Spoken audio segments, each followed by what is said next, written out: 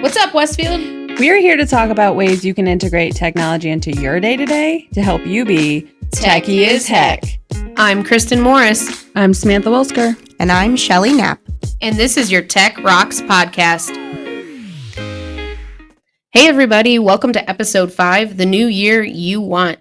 To get us started, we have a really great clip from Peter Crone-The Mind Architect that really framed our conversation right here at the table. I think we came into the episode with some ideas, and after listening to this to kick off our session together, we were kind of like, oh, and reframing what we want in the new year and how we're kind of attacking those goals. So take a listen and see what you think. We're going to create the life you want by trying to fix the life you don't want. I'm going to the gym because I don't want to be out of shape. Right. That's very short-lived because they're being driven by a fear-based principle, not a creative energy, which is passion and inspiration, aspiration. All right. So I think that really hit home for me because a lot of the things I do, I like to think that I'm going at it with this creative energy. Like creativity is one of like those buzzwords for me that if someone's mentioning creativity, I want in. I want an outlet for creativity. I want to be part of that. But I don't always take that into the goals I set for myself. But if that's one of the most important words and things to me, why am I not framing my goals, the things I want in my life with that creative lens? I like that. I came into the meeting because Shelly, you had the idea too of talking about like our goals for the year. And I think at first I was like, I don't do that. I don't set goals. Well, actually I do. But after hearing this, it was kind of like, oh, now I remember why. Because I would always set fear-based goals and they would always be around what I didn't want anymore. So it didn't really work out. Short-lived, right? You 100%. went at it for a while and then it fell apart because it didn't have that stability that you... Yeah. You know, if you don't see results in like an hour, this isn't working. Wild. Yeah, I'm putting in so much effort. What are we thinking as you guys go into this break? So we've got this time to sort of refresh, reset before getting back to work and just have that time to find our balance. What are you thinking for maybe goals that you would set or things that you want to work towards as this next year approaches? Yeah, so my family is always a resolution setter, but like you, they often fizzle out during the year. So I like this kind of new framing of, you know, setting the year up based on what you're aspiring to do and not what you don't want to do anymore. I think that would have the longevity that maybe is a reason why our goals always just fall short. But we do share, like I always get together with my family and we just share what we hope to accomplish. And one of mine was my sister shared a podcast that I recently listened to. It's a parenting podcast and I have 4 kids. And they're all different ages. It's 11, 7, 4, and 2. So the need spectrum is high in my house. And this podcast it really inspired me to take a look at my parenting strategies and to rethink how I communicate with my kids, how I set boundaries, the language I use. And, you know, I want to feel good when I have interactions with my kids. And let's be real, a lot of interactions with kids do not leave you feeling good. And Dr. Becky Kennedy is the podcaster, but she also has a book called Good Inside. So it's kind of part of my yearly aspiration, if you will, that I'm going to be reading this book and just kind of really opening up my thinking involving my kids and my mothering strategies. But now that I'm thinking about it, not like I want to become a better mother, but more along the lines of I want to aspire to be the best version of myself. I think it could really get some good ground. And I know you're really into creativity too, Shelly. I mean, based on all the PDs you've been pumping out, creativity seems like it's something that really speaks to you as well. So I'm wondering how that piece can come into this new year for you and your parenting and your motherhood, adding that creative edge to become more of the mother you're striving to be. Yeah, I do like setting up engaging learning lessons for the teachers that I work with. So, you know, giving myself the same tokens might be a good way, like benchmarks almost. That's an interesting setting up my own creative road to becoming a better mother. Well, thank you, Kristen. Hey, no problem. How much do I owe you? I'm free. That's good. I think I love that this is your goal, Shelly. So my oldest is embarking on his senior year. Like it feels like it's tomorrow. And I think being so intentional about the time that we have and making sure that, you feel that with your children so that you're having that communication that you want is just, I don't know. I think it just screams like you're not taking that time for granted. And I love that because it is very easy to get caught up in the day to day. And there are sometimes like I can relate with the conversations that you wish you weren't having that feel like I'm just harping on them all the time. So I think that's great. Well, thank you. You're welcome. It also kind of ties into we have professional goals and we have personal goals, but this idea that you're learning something new that will make your life better is also kind of part of my professional context. Like I really want to continue learning, continue growing in this job, and just trying to find ways to broaden my understanding of ed tech in general. And I think a lot of times in the education world, we're so wrapped up, like you said, in the day-to-day that we forget that every single day we're asking the students in our rooms to learn something new, to show your learning. And if you can't do it, fail better and show again. And that, I think, is something important that we should continue to do as educators, is to challenge ourselves to learn more and to show our understanding to people we work with, to ourselves. And so learning is just kind of a theme for my 2025. Learning in the mothering context and then also learning in the technology context. Love that. Thanks, Shelly. I was thinking, Samantha, I know that we chatted and you kind of came in when we were texting back and forth about ideas for today's episode. Maybe a little reluctant on the New Year's resolution. Yeah. You kind of mentioned that already, right? You're not really a resolution person. But after chatting, after listening to some of Shelly's ideas and some of the inspiration we had from our reels, where do you sit now? So it's a great question. I am the type of person where there are certain things I know that I need to get done in order to fully give myself space for my big goals. I know you guys kind of did an episode. I wasn't there, right? It was boulders, rocks, sand, all of those things. All those things. We were making space. Yes, making space. A couple things happen when I'm overwhelmed. One, you can see it at my house a little bit. Maybe not. Actually, no, I take that back. Most people probably couldn't, but I can. If there's like a dish out or the laundry's not folded, I start to retreat a little bit. So I know like I'm going to be utilizing this break to really task myself. So those little subconscious things that I think about every day, they start adding up and they get in my way of my bigger goals. So I know that I call it cleaning house. I need to, not literally, well, yeah, literally. That dish has got to go. Yeah, it does. But I have to get those little projects that I know are always in the way, but because we're so busy day to day, it's just not a high priority. I got to clear that out. And I do that every year, whether it's purging the kids' rooms, all of that. Can you tell us a little bit about those shower doors? Oh, yeah. So funny story. Was this like a week ago? I think so. I know that sometimes things won't happen unless I do something extreme and inconvenient. So I decided to take the shower doors off of our shower, and we haven't bought new ones yet. So I like to do things backwards. And my husband's like, I just really think maybe we plan it all out. Nonsense. That's not how our brains work, my friend. He's like, we plan it all out and then we get everything we need. So when we take it down, we just can put the, no, absolutely not. I remember this conversation because I was just like, but my brain doesn't work that way. And what if I change my mind? What if I pick all of these things out, but then I take the shower doors down and I want to go in a different direction? Or you're just bored.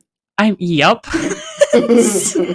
And so that's it. And so I knew when I took the doors down, this would push action. Otherwise, we're just talking about it forever. So that's part of the plan for break. We're gonna finish assessing that and get some new doors up so we can all stop using the same bathroom. I love that for you. Yeah. So yeah, I'm gonna. That's like the total opposite of me. I could. I mean, because Well, you're such a actually, good planner. I am really a great prepper and duck in a row lady. My husband is like that and then some. So when you said we're going to talk about it forever, that's where he's at. And I'm kind of in that same boat, but I do reach a level where I'm like, okay, action is needed now. We're just going to pull the trigger. But oh my goodness, if I took off the doors, yeah, I would be like, now what? Now what? We gotta go right now. It's gotta be rectified in 10 minutes. So the good news is that I compartmentalize that sort of wild energy for home. So at school, or if I'm doing something work related, I'll be very strategic and plan it out. We'll have a whole roadmap. Like mapping processes out is my jam. Yeah, Master Connect is amazing. It's exciting. It's exciting work. But at home, it's my creative space. That's when I can just be wild and do whatever, whenever. I love that for you. I mean, that's sort of how I operate. Yeah. Talking in circles. I will have fallen asleep twice and probably moved on to the next project. I am a shower door ripper offer. Yep. I can join you in that. It's kind of exciting. It's exhilarating. You're like, ooh, there's unknown on the other side of this. Okay, like, new goal for me. I'm going to do something backwards of a break, ladies. Yes. All right. I love that for you. I'm going to channel my Samantha and Kristen. Okay. And just do something really... I cannot wait. You send pictures. I want to see it all. Yeah, you have to text us immediately. A document here. Well, in honor of you, I will attempt to get through cookie making fully. Okay, I will plan it out. I'll have all of my stuff. See what happens with cookie making. My sister called me last night in a panic because she didn't know our grandmother's recipe didn't make sense because they repackaged one of the items. So when she says 2 squares, well, there's no more squares. She's like, it's a rectangle. And I'm like, I know, they changed it like 15 years ago. And she's like, I don't know what it is. I was like, I think I wrote notes somewhere. I was like, but I don't really know where those are right now. And I really think you should call Brian, aka my husband. And she's like, I did twice. He hasn't answered. I would not have called you first. And I'm like, yeah. She's like, I know you. You'll start the project. You'll get everything out. You'll get bored and you'll just walk away. Yep. And I will. I just, it's got to keep me creative energy. Yes. And cookie making doesn't bring it. So funny story, because you know all the sourdough hype, like people love making sourdough. Last year, I think it was around this time, maybe closer to February, I was like, I'm going to go on this journey. I love sourdough. I'm going to make my starter and I'm going to nurse it. It's going to be amazing and I can't wait. So I did. And then I was so excited about it. And I told my mom and I was like, you take some and now you're on this journey. Well, then my starter was ready and it was time to make the bread. So I jumped online and I was like, all right, next step. This is a 3-day process? Out. Nope. So my mom makes really great sourdough now. You're welcome, Mom. And yeah, that just wasn't the journey for me. And you would think, like, Samantha, did you not walk through the whole process before starting? No, absolutely not. I laugh when it says read all the directions first before starting. I'm like, nope. That's not happening. Not at all. Because we're going to learn something. We're going to learn as we go. Yeah. It was a great life lesson. Yeah. I'm like, when I cook and I know that the recipe calls for like, a tablespoon of cumin and a half a teaspoon of paprika. I have them all already measured on a little plate. Yep. And then when the time comes, I just pour it in. I love that for you. And you do exist. I feel like that M&M commercial with Santa. You do exist. My husband's the same way. I see that and I'm like, nobody does that. Who does that? Shelly. Yep. Shelly does that. Yep. That's how. And he's sitting right next to you. That's how my husband. So my husband's name is Brian as well. He's the same way. He'll be like, "Are you following a recipe?" No, I don't have passion. I lost for interest. Cooking. No passion, no creativity. I threw this in. I threw that in. Like, tell me how it tastes, or I'll say, "Yes, I did," and then he'll eat it, and he'll be like, "Oh, this is really good," and I'll be like, "Psych." I love that. So, Kristen, where does that put you? Well, again, I really latch on to that creativity piece. So I actually was having lunch with somebody today and he said to me, so you're really into the full sugar stuff, huh? I said, yeah, I am. Because everybody ordered diet something or other or unsweet tea. And I said, no, I'll take all the sugar. And he said, well, I feel like that makes sense because you burn it off real quick because you don't stop moving. And I'm like, okay, well, that's fair. And the reality is I don't think I've gotten enough movement in. Like I'm feeling in this space where, I'm closing the gap on the next decade of my life, and my ankle doesn't work right anymore, and things just hurt. Sometimes I can't get up and walk right out of bed. Like it takes me a minute, get the body going, Mm-hmm. and that's really hurting my feelings. Because I just want to be able to get up and do whatever physical activity I want and be fine. Well, wait, before we feel too sorry for you, you still win pickleball tournaments and like first place this and that. Like you're still just killing it. I mean, I try, but if we really broke that win down, it wouldn't be as great as it sounds, but that's okay. I mean, if we're talking sound, you guys could legit hear my knees. Like when I bet, like, Yeah. full on cracks all over. See, and that breaks my soul down a little bit. And then also I have one of my best friends, she's 24, and I haven't really felt age too bad. Like I've just internalized it. But at the same pickleball tournament, we finally got matched up as partners, and the next set of people coming on to play us were like, finally, a mother-daughter match. And I said to them, I was like, oh, I didn't realize you guys were mother-daughter. They're like, no, you and her. No! It's because you're so wise looking. No.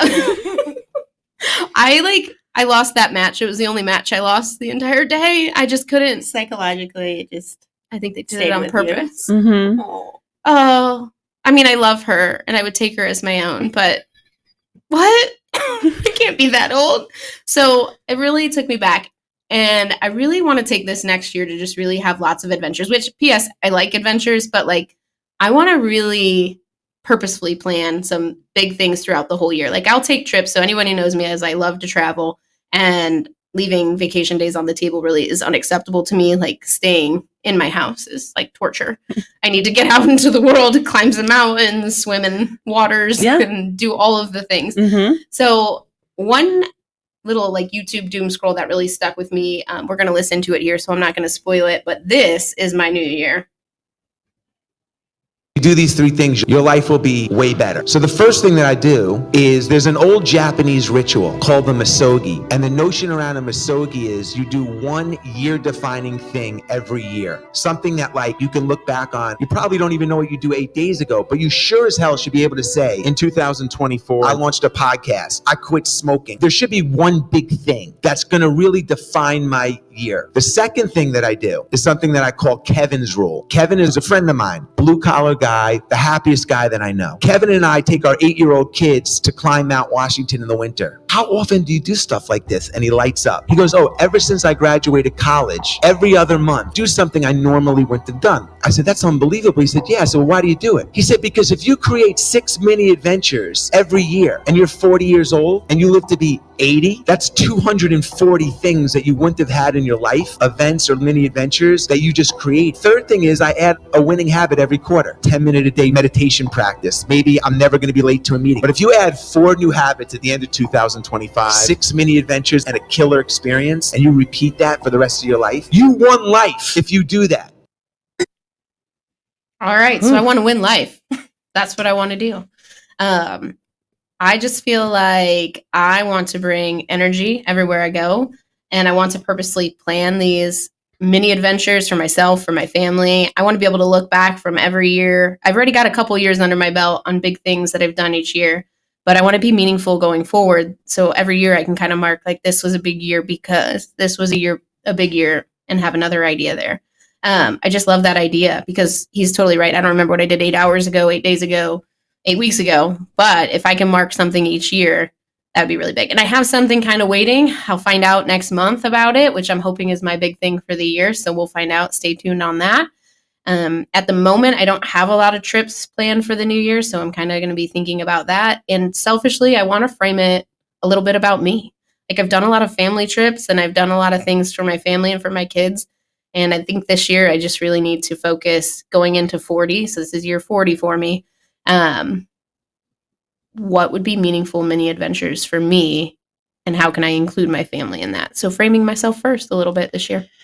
I think there's something really powerful about that. Obviously, balance is super important, but I think modeling for our kids how we take that space, because they're going to become adults. We're all doing life for the first time, and making sure that when they go into their journey of adulthood, like they're taking that space for themselves as well, because it makes you better for them, right? Like it's that trickle down Yeah, effect. that podcaster I was talking about, she's like, I don't want to look back at the end of my life. My kids look back at me as a mother and say, oh, my mom did everything for me. Mm-hmm. Like, I don't want that. I want them to see that, oh, my mom did things for herself. And that's a healthy thing. And it's okay to take that me time and to climb those mountains and to set up those big aspirations for yourself. 100%. One that gives you stories and things to talk about. Like my mom knows this. Like I feel like I took my mom for granted growing up, right? Like, so she was a stay-at-home mom. She did so much for us. And of course, as a teenager, I was like, whatever, like, thanks. Can you get my laundry done? Like, it was awful. And then when I moved out, I do remember calling my mom and thanking her. I was like, I didn't realize how much she did. But it wasn't really until the last 5 years that all of a sudden it was like, hold up, like, Mom, I want to know more about you, your stories. My dad, if you know him, he's a storyteller. Like you can't get in a room with him and not hear about some awesome thing or like funny. Like he's just one of those people that kind of takes the room in a good way. But for my mom, she's a little more soft spoken, but it's like you can see it. You're like, wow, you have a whole life in there. And I do think that ties to that. I loved when in the video, he mentions like 80-year-old him, right? And I think I have a tendency now in the past 2 years to kind of live for 80-year-old me, whether it is like, hey, I'm going to take a self trip this weekend because I'm going to look back on that and be so happy that I did that. And it was a core memory, and it was typically it's wild and last minute. But I think it's just powerful to think of that version of yourself. I like to think of 80-year-old me, and I like to think of 8-year-old me. And I'm living for those two versions of myself. And that can look like a variety of different things. So yeah, that's my goal for the next year. And hopefully you all have some good goals that you're leading into with creativity and positively, and staying away from setting goals just because you want to fix something, but because you want to create something. And because you want to learn and become a better version of yourself. And not out of shame or any sort of fear of failure, but it's because it is an aspiration. We don't fear failure here. No. All right, everybody, have a great new year. Enjoy your break. And remember, stay techie as heck.